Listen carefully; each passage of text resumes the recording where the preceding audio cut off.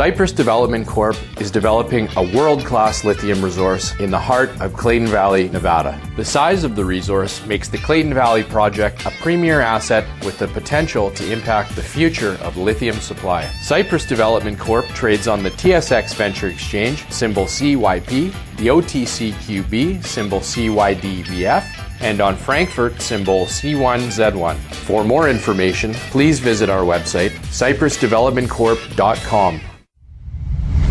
You're listening to HowStreet.com radio, available online at TalkDigitalNetwork.com. Welcome to HowStreet.com radio, the online source for market opinions. Here is Jim Goddard. My guest is Danielle Park, editor of the popular blog Juggling Dynamite and president of Venable Park Investment Council Incorporated. Welcome back to the show, Danielle, and best of the season. Yes, you too, Jim. We're in a nice blizzard here in Ontario again, so it's very Christmassy. And in Vancouver, just another gray day and about 8 degrees. That's pretty well our winter average. There you go. Sorry, rest of Canada. It's just, we have palm trees here on the boardwalk in New Westminster where I live. Nice. Yeah, so Washingtonian palms, I'm told they are, and they can survive mild winters. A winter of discontent for a large group of Ontario investors who are now missing millions after Paramount equity collapse. Can you tell us about it?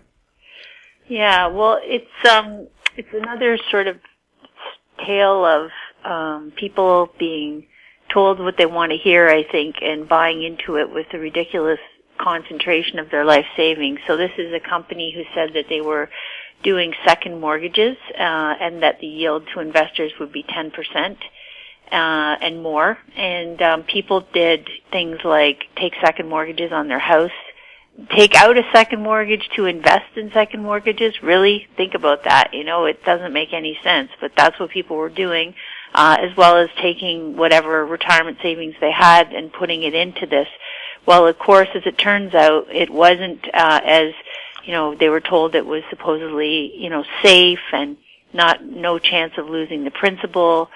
Fixed stable returns, no loss guarantee, all this, you know, the typical buzzwords that people love to hear, but at the same time, you know, being promised double-digit returns. And, of course, it isn't all resolved yet, but Global News broke the story this week after speaking to a whole bunch of people who have lost all the funds that they put into it. And, you know, the stories are the same. They're, as usual, they're saying, you know, I'm in my 60s, I now have to try and look for work, I just lost my house because of this, you know, just a catastrophic outcome that no one can absorb easily late in life. And it's just a warning that there's so many of these stories, and the low yield environment has really been difficult for people because we've been through this period where the interest income they're earning on safe things like GICs and savings accounts at the bank and government bonds, the things that have typically been considered a prudent or appropriate holding for the bulk of one's life savings. You know, in the traditional portfolio theory, for many, many decades, it was always considered that you would have at least, you know, 60 or 70% of your money in these things that pay guaranteed interest coupons at a stated rate, that mature at par, you know, have a high probability of giving you back your principal as well as the income. People would just put their money there, clip the coupons, and not, you know, be under a lot of risk. But in the last few years, with the way that the interest rates have come down, instead of staying to what's prudent and continuing to do the right thing by the capital, people have tried to push it into these higher yielding things. Of course, it's such a completely different risk profile when you can lose all of your principal, or lose, even if it's not a scam, lose, you know, 30 to 50% of it in a market downturn.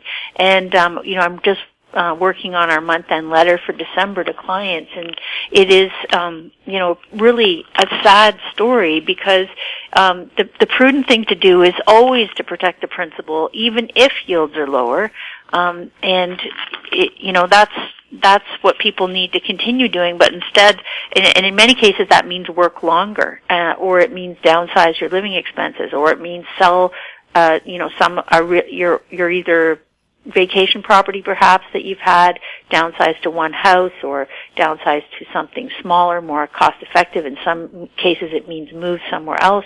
Do everything and anything except throw your money into the lottery and hope that you win, because that has a very low probability of working out. And so, even if you look at, as we come into year end, Jim, you're going to hear so much about hyperbole about the big year that 2019 was, because we had this big dramatic sell-off, if you remember, last December where everything sort of plunged. Again, back to this idea of what diversity when most of the assets that people are holding in their portfolios today are highly correlated with each other. So again, modern portfolio theory talks about, putting in countervailing forces, assets that perform well at different parts of the market cycle that offset each other. If one declines, the others hold steady or appreciate a bit, sort of mute the volatility around market traded assets. But of course, not only have people swapped out their safe paper and guaranteed stuff for this really high risk corporate debt, preferred shares, this kind of thing, which is not even close to the same risk profile as the guaranteed deposit stuff. But they've done that because it was paying a couple or 3% more than the safe stuff. So what you've got now is people with very highly correlated holdings, because preferred shares are actually equities from corporations. Corporate debt is actually debt from corporations. They all trade in the same equity cycle. They expand together typically, and they start to mean revert at the same time. So you've got none of the traditional stabilizers in a portfolio like that, but people are either not aware of that or they're, hoping that somehow they'll miraculously win. And really, it goes back to what is a safe withdrawal rate in this environment. It used to be the standard long-term rule of thumb was you could sort of take 4% a year out of your portfolio and have a reasonable chance of outrunning inflation and not having to, eat into your principal very quickly or until later in your life, or if at all. But the fact that the safe rates of, these guaranteed certificates and things that were traditionally, the bulk of one's savings used to pay 5 and 6% a year, and now they're paying 2 and less. That means that income has come far down, right? So people are still, as I say, targeting these high returns. But if you look at even the stock market today, because we launched into this secular bear period in 2000 from the highest ever valuations in human history, even worse than the 1929 peak, is what we had. And this is 20 years ago now, Jim. I can't believe this 20 years went like a blur, a flash.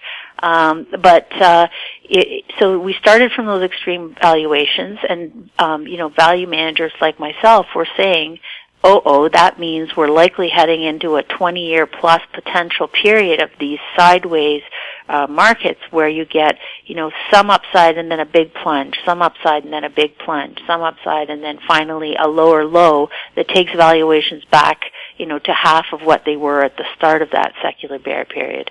Well, you'd think that 20 years in, after two periods of more than 50% decline, we would have made a lot of progress, you'd think, by now. But sadly, because there's been so much QE and intervention incessantly from the central banks of the world in the past 5 years in particular, what they've managed to do is kick this can and keep it going so that valuations have not mean reverted. We've made very little progress, and we're really back to the very treacherous valuation peak that's similar to what we saw in 2000.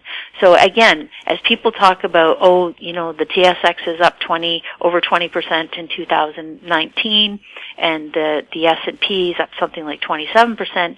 In reality, that's only because we had that massive sell-off in 2018. If you look at where it's recovered from even September of 2018, it's a much more muted 9% that has rebounded from September 18. And if we look at the TSX even over the last 6 years, it's only up about 8%.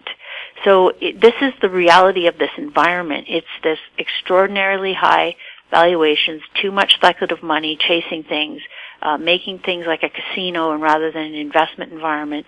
And it means that we're now perched for, the next leg down in this secular cycle. And the reality is that with all this volatility, even with central banks throwing their book at this thing, literally trillions and trillions and trillions of dollars, even with a doubling of the corporate debt to something, U.S. corporate debt is just like about $10 trillion today. That's a double in the last decade. Just that kind of, the total debt to GDP in the world today is about 320%, which is, versus 270% or so at the peak of 2008 in that time frame. So again, over the last decade, we've made mostly progress in the wrong direction, which is more debt, terrible valuations again, and the equity results really reflect that, because even if you look at the TSX and the S&P with their dramatic returns over the, in the last few years, over the last 20, the S&P 500 has earned less than 4% a year. And that's if you didn't pay any fees, if you didn't take out any withdrawals, and if every single dividend was reinvested. Now that's considered one of the best performing stock markets in the world right now, but that's the sober numbers. It has not even achieved net 4% a year. So if you consider that, you would have done better just holding GICs and treasuries and rolling them over and reinvesting your interest than you would have in this wild ride. We'll have more with Danielle Park right after this. Media recognition from Bloomberg, Reuters, recycling trade publications. Patented process for 100% recovery of critical metals, including cobalt, lithium, nickel, manganese, aluminum. American Manganese is focused on recycling lithium-ion batteries for electric vehicles. American Manganese trades on the TSX Venture, AMY, the US, AMYZF, and Frankfurt 2AM. For more information, visit AmericanManganeseInc.com or phone me, Larry Ray, at 778-574-4444. Avon Resources Limited is a gold exploration company with significant projects in British Columbia and the Yukon, trading on the TSX Venture Exchange, symbol ABN, and the OTCQB, symbol ABNAF. Surrounded by world-class gold deposits and mines, Avon's 23,000 hectares Forest Kerr Gold Project is located in the heart of the Golden Triangle in northwestern BC. For more information, visit us at avonresources.com.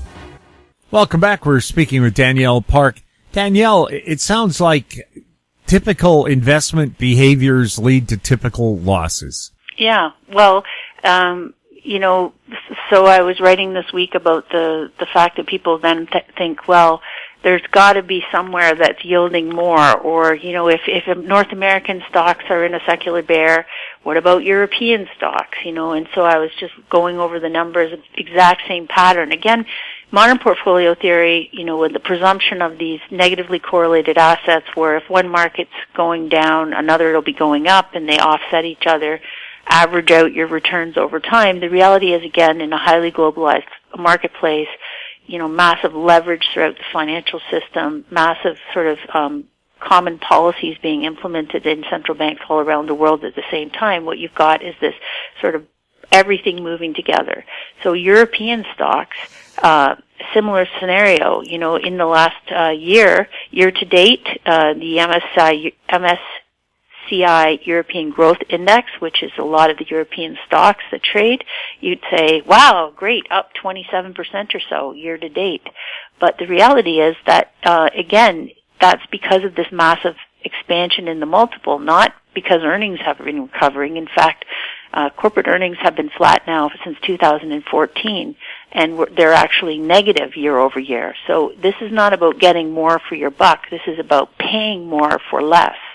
And that is a recipe for disaster, because you can tell, because PEs today again are back over 25% or so, price to earnings, and that's earnings are falling, so that's likely to be worse even going into 2020.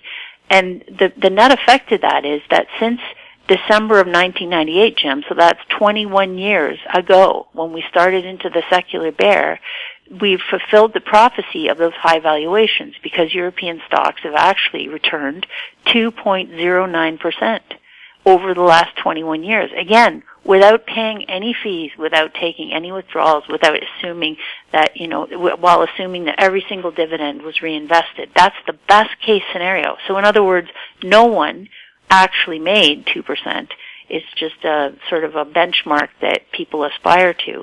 So again, you would have done much better not buying that sort of junk securities, junk being priced too high for what you're getting, and living through all the volatility, which, can cause a lot of harm to people, most emotionally, psychologically, health-wise, all sorts of things.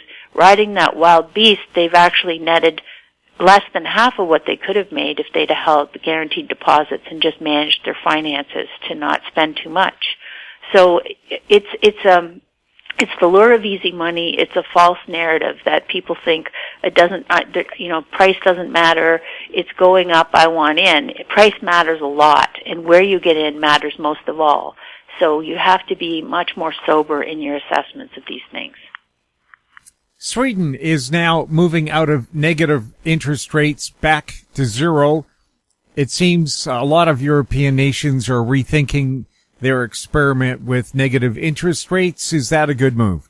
Yes. So in the countries that have had negative interest rates deployed for the past few years by the European Central Bank, they targeted this new idea of, hey, if people aren't borrowing enough at zero, let's make rates even negative, and hopefully they'll be rewarded to borrow and spend. Well, what actually happened was those economies have faltered, have done the worst in terms of growth, have seen people spend less and save more because they're earning nothing on their savings, in fact negative. And banks or insurance companies, the institutions that are essential for the financial stability of the economy, the country, the social benefit programs, all of it, they're all in agony, literally coming up with deficits far and wide, and, lobbying the central bank and the governments to make sure that they reverse or stop this policy. And then you've got a lot of people in, credit analyst people in North America writing and addressing the central banks here to say, for heaven's sake, don't consider this crazy idea here, because we've already seen how it works. We've been watching this mania of monetary policy since the late 80s in Japan. We've seen that economy has continued to be in a deflationary spiral, and that stocks are still some 35% lower than where they peaked at the secular top in December of 1989. So although you've had, again, some violent rallies and then massive drops, violent rallies and massive drops, ultimately you haven't made any net progress in nearly 30 years there. So it's a devastating, chapter that we've been through, this whole experimental stuff. And the next expansion really has to be organically driven. It really has to be not about how do we get people to consume more on debt just for short-term gratification, but how do we get them to, put away more for the future so that they have higher savings, that we have more investment in substantive, tangible things like infrastructure and health and education and things that will actually improve our productivity. We've had slumping productivity in the world economies, especially in North America, for the past several years, and that is just a recipe for worse prosperity in the future, not better. So it's really been, as I say, this dark chapter. It's all been tried. Now the revelation is that we have high instability, extremely high asset prices and very low income yields, and that's really taking a toll. You're even seeing this kind of liquidity shock coming into the overnight repo markets, which I've been writing about as well, and as have others. So this is the central banks of the world looking at, essentially in the U.S., the amount that's lent, the New York Fed lends money to banks to lend to other banks and to other financial intermediaries like hedge funds. Now, in the last quarter, since September, they've been banks have been reluctant to take the funds out of their deposit at the central bank and advance it overnight on these short-term lending facilities. And because there's been a crunch of unavailable cash, which is supposed to be, readily available, and the Fed targets a rate around 2%, so it's quite liquid and easy to borrow on an overnight basis. But what's happened is that the yield has spiked several times, and it continues to do so. So this is sort of what we saw last December when we had a big, crunch in liquidity and a bunch of forced selling in the financial markets, and that's when everything started dropping together. It's similar to what we saw in the subprime fiasco in the peak of the last cycle into the 2007 era when, you had a bunch of money market funds breaking the buck or, seizing up, and the Fed started injecting cash we've got that kind of scenario going on today, and it's going to be very interesting. They've set aside something like $500 billion of liquidity to pump in between now and the end of the year, just to try and keep the normal function going of this overnight lending, which is really just sort of like the lungs of the financial system. This is not about investing. This is about, just covering payroll and tax payments and things that companies need on a daily or weekly basis. And so this liquidity is pretty essential to keeping the thing going. So when you see that kind of strain, you realize we've got a lot of pistons that are kind of blowing in this system, which has been so stretched and stressed in the past decade, increasingly so by all these monetary experiments. So the risk today is that, as I say, mom and pop don't have a clue. Honestly, if they're holding your traditional supposedly diversified portfolio, diversified income portfolio, God forbid, the income producing stuff is almost even worse than the so-called growth stuff in this environment, because it's been so, everyone's gone there for looking for yield to such an extent. They've really been indiscriminate. We see this with, for example, the reason the corporate debt market has billowed so high, today, as I said, some like $10 trillion of U.S. corporate debt, but in Canada as well, it's a ludicrous fringe. Our Canada's corporate debt to GDP ratio is presently about 115%, or it was in 2018, which is the last data. And the thing is, it was about 85% at the peak of the credit expansion in 2007. So we've added this, 30% more debt to our GDP just in the corporate sector in Canada. And you've got a bunch of credit agencies saying, hey, you're saying to the banks in Canada, you need to set aside more loan loss provisions, because clearly you've overlent in the sector, and we've got a lot of, sluggishness, overcapacity, money in the wrong places still in Canada that needs to be moved to the next big thing, and we've got a lot of sunk capital and, wasted costs. So in the process of all this desperation for income, because yields have been low and people have been not wanting to change behaviors and change plans, but really just plug in another type of asset and hope for the best. So what they've done is they've really become, as I say, price indiscriminate. So they've got this huge issuance in the world of covenant-light bonds. So these are loans advanced by bond buyers. Essentially, when you buy a bond, you're advancing money as if a loan to the person borrowing it, whether it be a government, whether it be a corporation. And so in the last, over the last 9 years, so say since 2009, let's say, the amount of bonds that were issued, corporate bonds issued to people who were buying them without the standard disclosure and investment protections. So there's all these sort of standard protection items in a bond that's supposed to, they're supposed to give you back your principal on a set date. They're not supposed to miss any interest payments. If they do miss an interest payment, they have to catch it up. They can't pay someone else in advance of you. They can't lever themselves more than this and that, and there's certain collateral that has to be set aside. These are the sort of standard provisions that have always been in place. But in the last decade, corporations could get money from anyone, and so as I say, they've leapt, these covenant light loans without these protections have leapt from about 10% of the issuance in 2009 to about 80% of the issuance in 2018. So during that time, people have just thrown caution to the wind and have been really reaching for whatever they thought was income, and they do it at the expense of the principal, and that's a very, bad strategy, because what's happening as we're getting in so late to this cycle, which has been epic in credit creation and adding to the balance sheets, really what's happening now is that there's a whole bunch of big companies that people are, like GM, GE, even Amazon, that are, have been darlings who gobbled up, could borrow from everyone at minuscule rates because everyone was so overconfident and desperate for income, that they are now at risk of being downgraded. So in other words, triple B debt. So if you remember from The Big Short, that movie, there was this whole conversation, I don't know if you recall, but in the S&P 500, the S&P bond rating service, there's a scene where they're meeting with the analysts, and the characters say, why weren't the mortgage-backed securities downgraded? And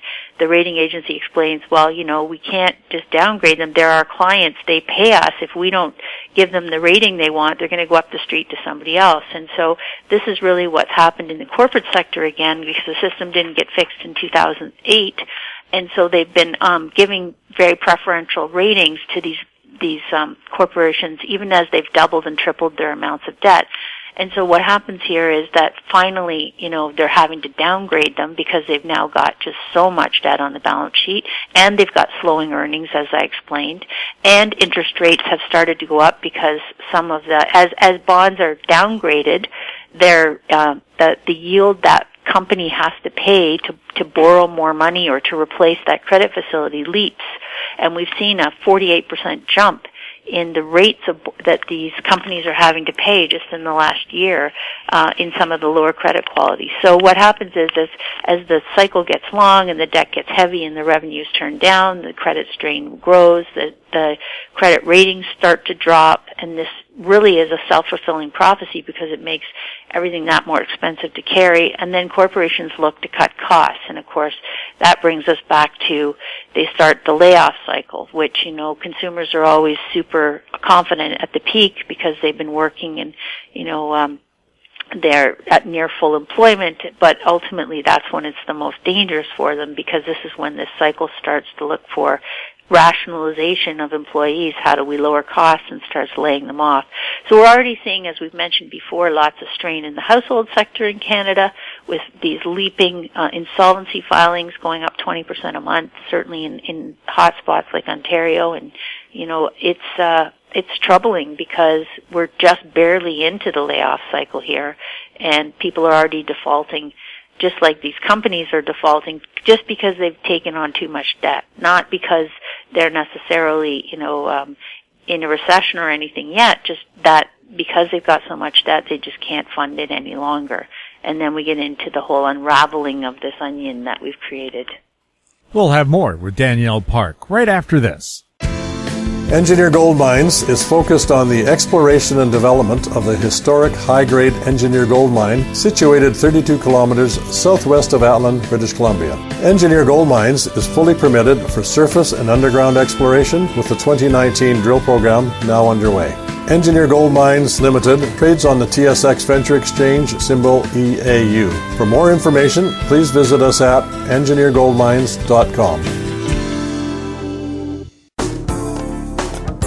Don't miss out. Stay informed. Receive the HowStreet.com weekly recap with thought-provoking podcasts, radio, and articles delivered to your inbox. Sign up for the HowStreet.com weekly recap on our homepage at HowStreet.com. Welcome back. We're speaking with Danielle Park. Danielle, Goldman Sachs has finally urged carbon pricing and action on human sustainability. What's that all about? Goldman's in the news this week for a few things. They're in the midst of a negotiation with the Justice Department in the U.S. to pay a fine of $2 billion and to settle this scam they were involved in with the Malaysian corruption scandal. So that was interesting. I note this time not only are they paying a fine of $2 billion, but they're actually having to admit guilt, which is kind of hopefully the new way, because as you know, for many years companies were paying fines without admitting or denying any guilt. Interesting, the SCNC-Lavalin case, as you've probably seen this week, the company was actually in trial, and they've come to an agreement again where they admit guilt, plead guilty. The CEO is actually been found guilty of fraud.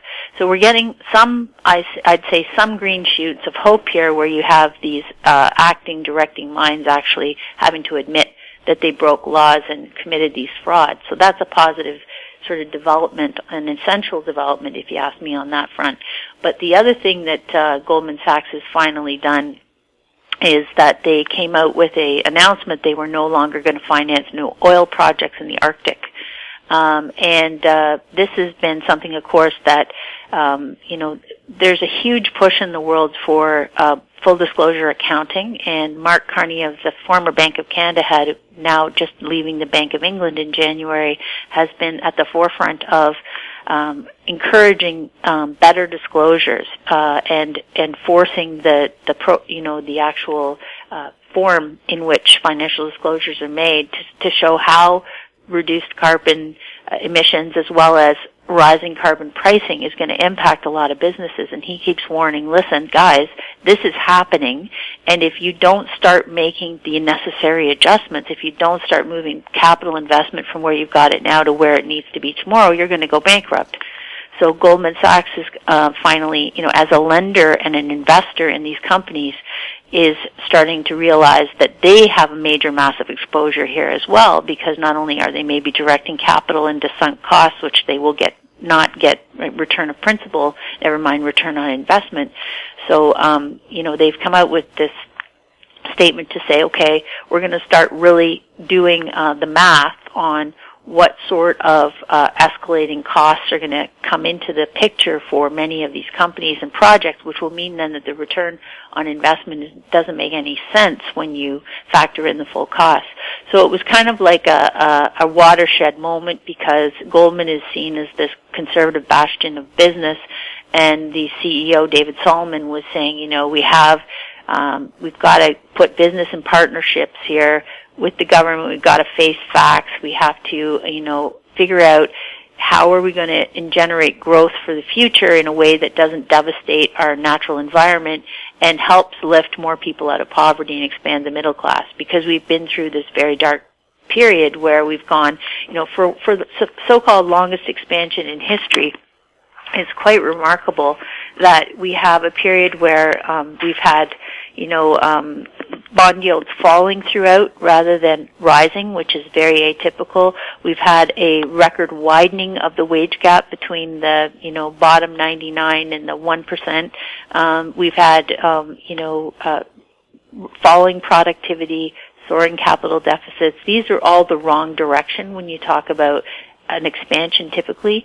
And so, not only is many of the CEOs now, first of all, cashing out, we've seen the record cashing out of executive officers and insiders out of stock markets and out of their jobs as the head of these companies. In 2019, there's a record number, fastest pace since the financial crisis was just getting going a decade ago. So as we head into this next decade, Jim, I say happy new decade.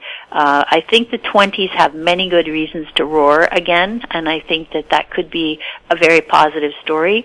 But I think it's going to be, as I say, back to organic ideas, not financial gimmicks, not tricks, not just levering up, not ignoring costs and taking profits and, no personal responsibility for the harm caused. I think we're really going into a new dynamic here, and many of the world's leaders are seeing that and understanding that we can't continue business as usual.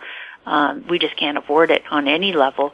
And it's going to be getting from here to there intact without people losing their life savings. That is the very critical mission at hand. So it's certainly possible to do, but it requires a lot more thought than just buying anything at every price. And as I said, you can't, as the story we started with, people are hard to help sometimes, and they tend to play a leading role in their own bad results. And it's better to get the facts and be, conservative in your estimates. Maybe work a little bit longer. As I say, plan to spend a little bit less. It's much better to do that. To under plan and have some extra than to over plan and then discover that you've made some bad decisions and now you have to make even worse ones later in life. Danielle, thank you so much for being on the show, and best of the season. Yes, thank you, Jim. You too. My guest has been Danielle Park, editor of the popular blog Juggling Dynamite, her website jugglingdynamite.com. If you have any questions for Danielle or any of our other guests, you can send them to info@howstreet.com. Our YouTube channel is Talk Digital Network. Find us on Twitter @HowStreet. We're also on Facebook. I'm Jim Goddard. Thank you for listening. Comments made on HowStreet.com radio are an expression of opinion only and should not be construed in any matter whatsoever as recommendations to buy or sell any financial instrument at any time. Available online at TalkDigitalNetwork.com. HowStreet.com radio is a production of HowStreet Media Incorporated.